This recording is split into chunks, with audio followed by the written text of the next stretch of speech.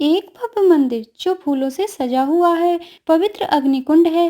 अब आरव प्रिया के साथ अपना 7वां फेरा पूर्ण करके अपनी शादी को संपन्न करता है।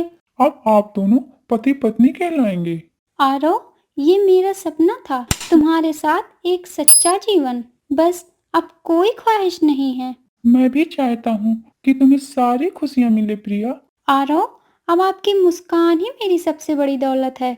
बेटा, आज तेरा चेहरा देख के लग रहा है जैसे मेरे आरव को एक जीवन मिल गया। अब आरव मन में ही सोचता है। काश माँ, ये जीवन उतना सरल होता जितना आप समझ रही हैं। अब समय तेजी से बीतता है। 5 साल बाद आरव और प्रिया की सालगिरह होती है। पूरा हाल सजा हुआ है और बीच में केक रखा हुआ है। और इधर आरव अपने काम में बिजी है। आरव, देखिए ना, आज हमारी शादी को 5 साल पूरे हो गए हैं। इतना सब कुछ बीता, पर हर दिन तुम्हारे साथ खास रहा। हम हाँ, बहुत कुछ बदला। आरव, आप हर बार ये हम क्यों कहते हैं? थोड़ा तो उत्साह दिखाइए। 5 साल ऐसे ही नहीं निकलते। सॉरी यार, आज थोड़ा सिर भारी है और एक क्लाइंट का कॉल भी है। अच्छा, तो आज भी वही ऑफिस? प्रिया, बस 2 मिनट, मैं जल्दी निपटा कर आता हूँ। अब आरव अपना फोन लेकर दूसरे कमरे में चला जाता है। संध्या, हाँ सब ठीक है। नहीं संध्या, आज मत बुलाओ, प्रिया को शक हो जाएगा। हाँ हाँ, मैं कल आ जाऊंगा। और सुनो, अपना ख्याल रखना। वो दवा ली है ना? अब संध्या का फोन कटता है और आरव खुद से बातें करता है। दो जिंदगियां जीना आसान नहीं, पर अब सब कुछ खत्म कर देना भी बहुत मुश्किल है। अब रात का समय था। इधर प्रिया डाइनिंग टेबल पर आरव का इंतजार कर रही थी। आरव, खाना ठंडा हो रहा है, कब से बुला रही हूँ। प्रिया, मैंने कहा ना, भूख नहीं है मुझे। आरव, क्या बात है? आज हर बात टाल रहे हैं। कोई टेंशन है क्या? मुझसे शेयर कर सकते हैं। प्रिया, कुछ बातें हैं जो शब्दों से नहीं निकलती। तो क्या सिर्फ मैं कागज पर बीवी हूँ? आपसे कुछ भी जानने का हक नहीं है मुझे? प्रिया, ऐसा मत कहो। तुम मेरी पत्नी हो, पर कुछ जख्म ऐसे होते हैं जो दिखते नहीं हैं, सिर्फ महसूस होते हैं। तो क्या मुझे वो जख्म महसूस करने का हक भी नहीं है? अब प्रिया की आंखों में आंसू आ जाते हैं। आरव उठकर बाहर चला जाता है। अब इधर संध्या आरव की फोटो लिए अपने फ्लैट में बैठी है। कभी कभी प्यार जिंदगी में देर से आता है, लेकिन जब आता है तो जीने की वजह बन जाता है। आरव ने मुझे जीना सिखाया, पर मैं उसके जीवन का हिस्सा नहीं बन सकी दुनिया के सामने। संध्या खुद से बातें ही कर रही थी, तभी गेट से आवाज आती है। आरव, मुझे लगा तुम नहीं आओगे। संध्या, मैंने वादा किया था, भले ही मुश्किल हो, पर मैं आऊंगा जरूर। आरव, तुम थक गए हो, बैठो, मैं चाय लाती हूँ। अब संध्या किचन में जाती है और इधर आरव रूम में बैठा हुआ है। उसकी नजर में वो फोटो आती है जिसे संध्या जल्दी से छुपाना भूल गई। संध्या, ये फोटो अब भी संभाल कर रखी है? ये मेरी दुनिया है आरव। तुम्हारा नाम ही मेरी मांग में सिंदूर है और तुम्हारी तस्वीर ही मेरी शादी की गवाही।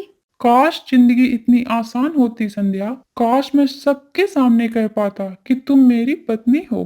कब तक हम इस तरह से जीते रहेंगे यारो, छिप छिप कर, डर डर कर। प्रिया एक अच्छी पत्नी है संध्या, और माँ, माँ बिखर जाएगी। और मैं कोई परछाई हूँ जो सिर्फ जरूरत के समय याद आती हूँ। नहीं संध्या, तुम मेरी जिम्मेदारी हो, मेरा प्यार हो। तो क्या प्रिया सिर्फ समझौता है? नहीं, वो मेरी पहली सांस है और तुम मेरी दूसरी धड़कन। संध्या, मैं तुम दोनों को नहीं खोना चाहता। अब संध्या की आंखों से आंसू बहने लगते हैं। पर एक इंसान दो जिंदगियों का हकदार नहीं हो सकता आरव। या तो दुनिया के सामने मुझे अपनाओ या मुझे आजाद करो। संध्या, सब ठीक है ना? मैं माँ बनने वाली हूँ आरव। क्या? सच में? हाँ आरव, अब सिर्फ मेरा नहीं, तुम्हारे बच्चे का भी हक है, नाम का, पहचान का। अब इधर अगली सुबह प्रिया किचन में चाय बना रही है और मुस्कुरा रही है। मन में बीते दिनों की तस्वीरें ताजा कर रही है। प्रिया मन में सोचती है, आरव थोड़ा सा बदले बदले से हैं, पर शायद काम का तनाव है, मैं ही बेकार सोचती हूँ। अब इसी बीच प्रिया की बहन शिवानी उसके घर आती है, हाथ में टिफिन लिए हुए है। दीदी दीदी, देखो, मैं तुम्हारे लिए आज फेवरेट बेसन की बर्फी बनाकर लाई हूँ। शिवानी, तू? अरे वाह, तू तो आज बहुत याद आ रही थी। अब शिवानी इधर उधर देखती है। दीदी, जीजा जी कहाँ हैं? ऑफिस, शायद मीटिंग में बिजी होंगे। दीदी, एक बात पूछूं? बुरा मत मानना। ऐसी बहनों की बातों में बुरा क्या मानना? पूछना। दीदी, तुम्हारे बीच और जीजा जी के बीच सब ठीक है ना? क्यों? ऐसा क्यों पूछ रही है? मतलब जीजा जी का बर्ताव थोड़ा अजीब सा नहीं हो गया है? वो घर जल्दी नहीं आते, आते हैं तो बस काम करते हैं और मोबाइल हर समय लॉक रहता है। शिवानी, मैंने भी महसूस किया। कई बार तो ऐसा लगा जैसे बात करते करते वो किसी और ही ख्याल में खो जाते हैं। दीदी, किसी और का साया तो नहीं? नहीं शिवानी, आरव ऐसा नहीं कर सकते, या शायद मैं ही नहीं समझ पा रही। अब प्रिया का फोन वाइब्रेट करता है। प्रिया फोन उठाती है। हेलो, क्या मैं आरव से बात कर सकती हूँ? लड़की की आवाज सुनकर प्रिया चौंक जाती है। आप कौन? अब संध्या फोन काट देती है। क्या हुआ दीदी? एक अजनबी औरत कह रही थी आरव से बात करना चाहती है। अब तुम मानो या न मानो दीदी, मुझे शक है। अब प्रिया आरव का बैग चेक करती है। गायनेकोलॉजिस्ट, ये किसके लिए है? अब प्रिया को आरव के बैग से एक होटल की रसीद मिलती है। ये सब देख प्रिया की आंखें भर आती हैं, लेकिन वो रोती नहीं है। अब उसके चेहरे पर जिज्ञासा है। दोपहर का वक्त था। अब इधर आरव अपने बचपन के दोस्त राजेश से मिलने आता है। एक शांत कॉफी शॉप जहां राजेश और आरव दोनों साथ बैठे हैं। तो आज अचानक दोस्त की याद आ गई? क्यों, प्रिया से झगड़ा हुआ है क्या? राजेश, मुझे तुझसे मदद चाहिए। अभी तेरे पास दो दो बीवियां हैं और मैं अब भी सिंगल घूम रहा हूँ। मजाक छोड़ यार, बहुत कुछ उलझ गया है। ठीक है, बोल। संध्या प्रेग्नेंट है। क्या? अभी पागल हो गया है क्या? प्रिया को छोड़कर संध्या से शादी की और अब बच्चा? तू क्या कर रहा है यार? मैंने सब जानबूझकर नहीं किया। ये सब एक हादसे से शुरू हुआ। कैसा हादसा? 6 साल पहले की बात है। मेरी लाइफ की सबसे अंधेरी रात। पापा की मौत हो गई थी और माँ माँ डिप्रेशन में चली गई थी। उसी दौरान मैं ट्रेन में संध्या से मिला। संध्या अकेली रोती हुई आत्महत्या करने जा रही थी। वो अकेली थी। उसके माँ बाप ने उसे घर से निकाल दिया था क्योंकि उसने एक लड़के से प्यार किया था जो उसे छोड़ गया। अब मैंने उसकी जान बचाई, मैंने उसको संभाला, तो तूने उसे इंसानियत में सहारा दिया ना। धीरे धीरे वो मुझसे जुड़ती गई और एक रात उसने अपनी नस काट ली मेरे ही सामने। अब मैं उसे जल्दी जल्दी हॉस्पिटल लेकर गया। डॉक्टर ने कहा अगर समय से नहीं लाते तो बचना मुश्किल था। और उसी समय संध्या ने कहा, अगर तुम मुझे छोड़ दोगे आरव तो मैं फिर से मर जाऊंगी। ओ, तो तूने गिल्ट में शादी कर ली? हाँ, चुपचाप बिना किसी को बताए, सिर्फ एक मंदिर में। पर तब मैं प्रिया से नहीं मिला था। तो जब तूने प्रिया से शादी की तो संध्या का क्या? मैंने सोचा सब संभाल लूंगा, पर अब मैं खुद उलझ गया हूँ। दोनों औरतें तुझसे बेइंतहा प्यार करती हैं, पर तू किससे करता है? राजेश की ये बात सुनकर आरव चुप हो जाता है। यही है तेरी कहानी का असली ट्रेजेडी। तू दोनों को नहीं खो सकता, लेकिन दोनों को पा भी नहीं सकता। अब इधर प्रिया अपने कमरे में बैठी हुई है और उसके हाथ में एक तस्वीर है जिसमें आरव और संध्या साथ हैं। और ये तस्वीर उसे आरव के बैग से मिली। इतना अपनापन, इतनी मासूमियत, और फिर ये राज। कौन हो तुम? अब प्रिया अपने पुराने दोस्त कृष्णा को फोन करती है। कृष्णा, मुझे तुम्हारी मदद चाहिए। बहुत बड़ा धोखा लग रहा है। कैसा धोखा? क्या हुआ? कृष्णा, मैंने आरव के साथ एक लड़की को देखा तस्वीर में, जो मुझे आरव के बैग से मिली, और उसमें उसका नाम भी लिखा है, संध्या। कृष्णा, मैं पता लगाना चाहती हूँ ये संध्या कौन है और इसका आरव से क्या रिश्ता है। तुम पता लगाना चाहती हो कि ये लड़की संध्या कौन है और आरव से इसका क्या रिश्ता है? हाँ कृष्णा, और जल्द से जल्द। अब प्रिया कृष्णा के ऑफिस जाती है। प्रिया कृष्णा के सामने बैठी है। कृष्णा संध्या की खोज कर रहा है। संध्या तिवारी लखनऊ की रहने वाली है। 4 साल पहले की एक घटना जहां उसने कोर्ट में मैरिज की थी। किससे? आरव मेहरा। ये बात सुनकर प्रिया के चेहरे पर सन्नाटा छा जाता है। मतलब वो मेरी शादी से पहले?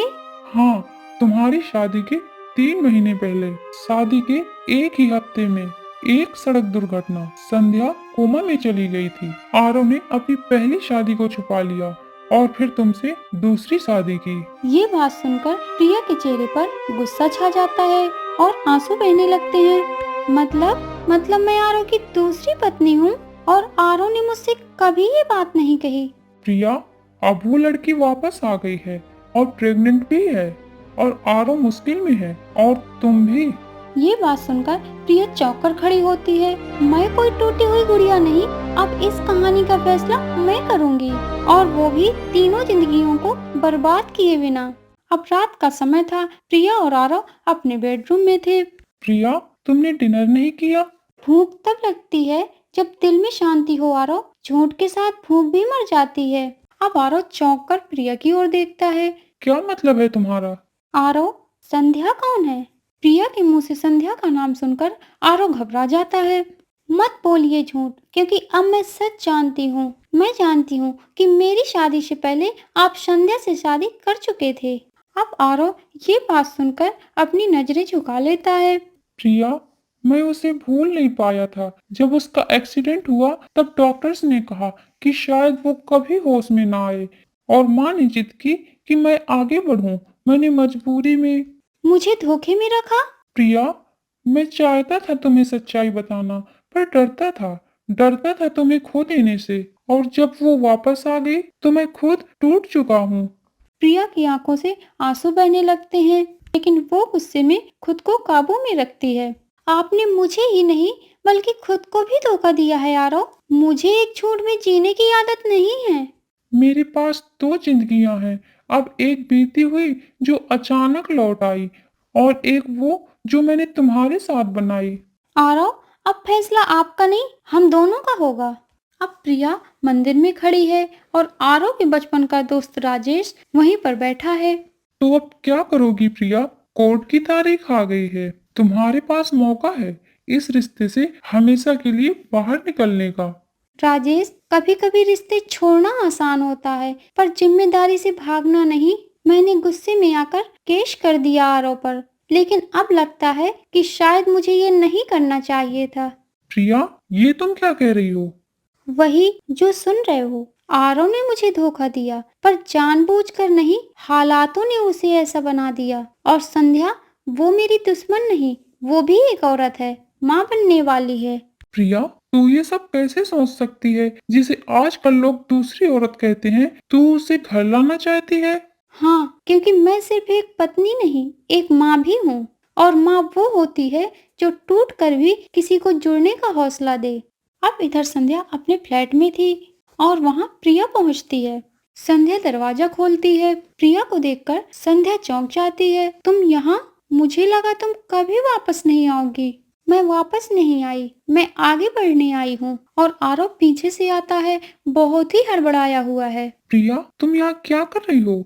आरव, सवाल ये नहीं कि मैं यहाँ क्या कर रही हूँ, सवाल ये है कि हम तीनों अब क्या करने वाले हैं। देखो प्रिया, मैं आरव को तुमसे छीनना नहीं चाहती थी। मुझे भी नहीं पता था कि मैं इस रिश्ते में फंस जाऊंगी। मैं तो बस अकेली थी और उसने सहारा बनकर मेरी जिंदगी को बचा लिया। संध्या, तुमने मेरा घर नहीं छीना, तुमने उस आदमी को अपनाया जो खुद अपने सच से भाग रहा था। अब आरव बहुत ही गिल्ट फील करता है। मैं सबसे बड़ा दोषी हूँ। मैंने तुम दोनों से झूठ बोला, दो जिंदगियां उलझा दी। मैं किसी का प्यार पाने के लायक नहीं हूँ। अगर हर गलती के बाद आदमी सजा पाता तो कोई परिवार बचता ही नहीं। आज मैं तुम्हें माफ नहीं कर रही, मैं तुम्हें मौका दे रही हूँ हमारे साथ जीने का, एक नया रिश्ता बनाने का। ये बात सुनकर संध्या की आंखों में आंसू आ जाते हैं। तुम्हारे दिल में इतनी जगह है। दिल तंग नहीं होता, सोच होती है, और मैं अब सोच बदलना चाहती हूँ।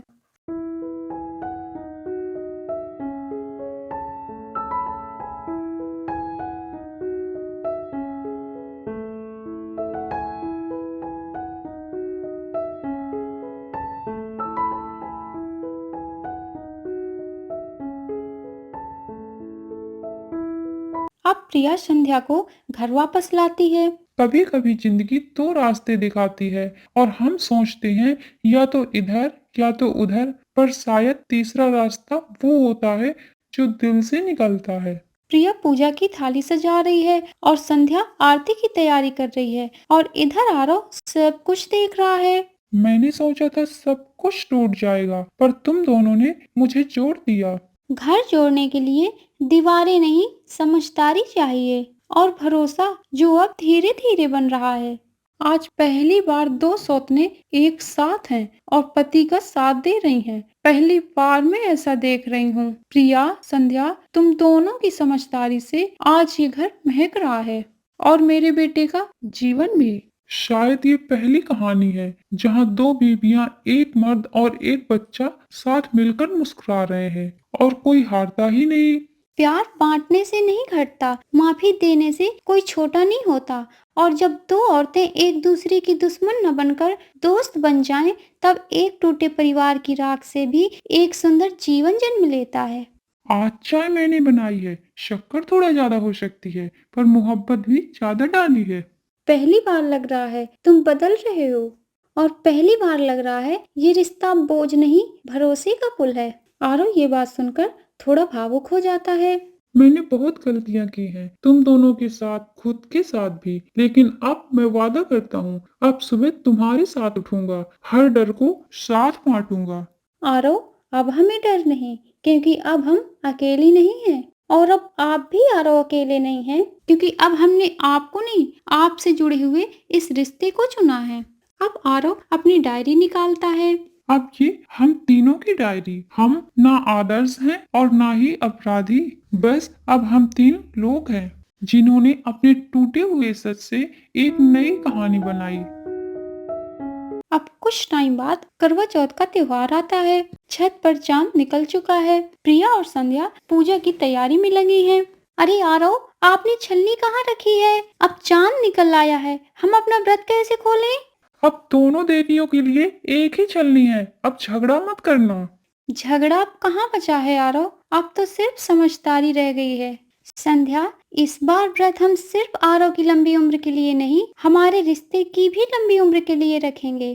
प्रिया, हमने एक मर्द को बांटा नहीं, बल्कि एक रिश्ता बनाया जिसमें सम्मान है, ईमान है और अपनी मर्जी है। अब प्रिया और संध्या दोनों एक ही छल्ले में आरव को देखती हैं और पहली बार खुल के मुस्कुराती हैं। मुझे नहीं पता मैं इस काबिल हूँ या नहीं, पर मुझे तुम दोनों ने इंसान बना दिया। पहले सिर्फ पति था, पर अब एक साथी बन सका हूँ। आज से अब हम हर बार करवा चौथ साथ मनाएंगे। और अगर हम अलग हुए तो वजह कोई तीसरी औरत नहीं होगी, हमारी मर्जी होगी। संध्या, तुम ऐसा क्यों कह रही हो? अब ये सब नहीं होगा, क्योंकि जो रिश्ते समझदारी से बनते हैं वो अमर होते हैं, उनको कोई नहीं तोड़ पाता। आरव, शायद आप सही कह रहे हैं,